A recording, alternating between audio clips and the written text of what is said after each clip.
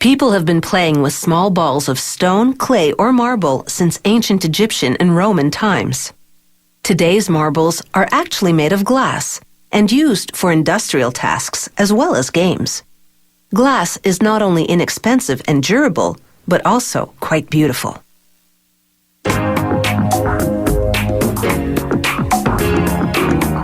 To make marbles, this company melts recycled glass with marbles made earlier but rejected for being the wrong size.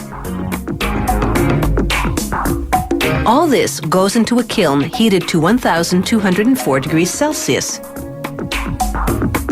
After 16 hours, they open a door at the bottom of the kiln and the molten glass flows out. A shearing device cuts the stream every half a second, forming segments called slugs that become marbles. To make different-sized marbles, they adjust the device to cut at shorter or longer intervals. The slugs slide down chutes, landing between grooves on spinning cast iron rolls. The spinning keeps the slugs from sticking. They'll need 72 hours to cool completely, but their final appearance is already set. That was determined back in the kiln when the airflow drove the heat to melt the glass and mix the colors. These channels separate the good from the bad. Openings along the way weed out the marbles that are too big or too small and collect the ones that are just right.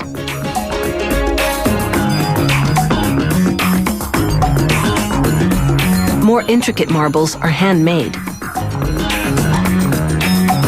This craftsman first preheats some clear glass in a small oven. Then he breaks off a piece of colored glass.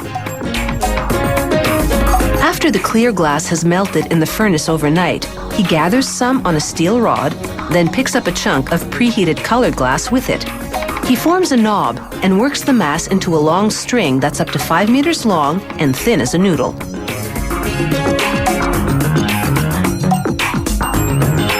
He'll use them in various colors to decorate the clear glass cores of the marbles. He gathers a clump of melted clear glass on the rod and shapes it with wet newspaper, which won't stick to hot glass. After shaping the end, he rolls the clump on several preheated colored glass strings. Then it's back in the furnace. He repeats these steps up to 3 times and rolls the clump on a metal table to even out the surface between each trip to the furnace. Then he adds a layer of clear glass on top. With another tool now, he stretches the clump to about 1/2 meter long. He'll use this to make several cores. To make the second layer of the core, he rolls a 5 centimeter long segment onto colored glass slivers called ribbons. After rolling them in the furnace to melt them, he flattens the ribbons with pliers and snips off the excess at the ends.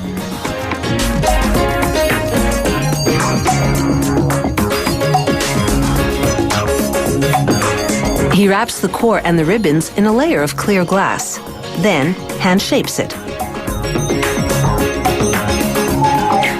Now he rolls the core on more glass strings. Then it's back in the furnace to meld them.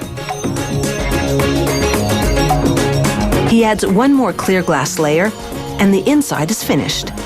That's a total of 6 layers for this marble. Other models have fewer or more. The craftsman shapes the glass with several metal and wooden tools.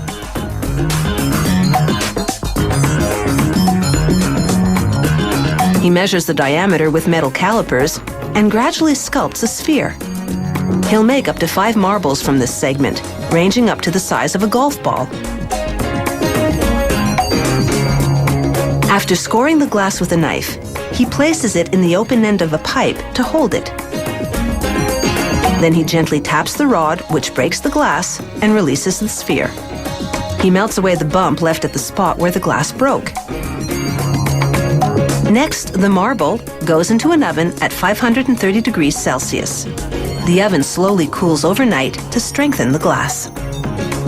Clearly a cut above, this eye-catching, handcrafted marble is already an objet d'art.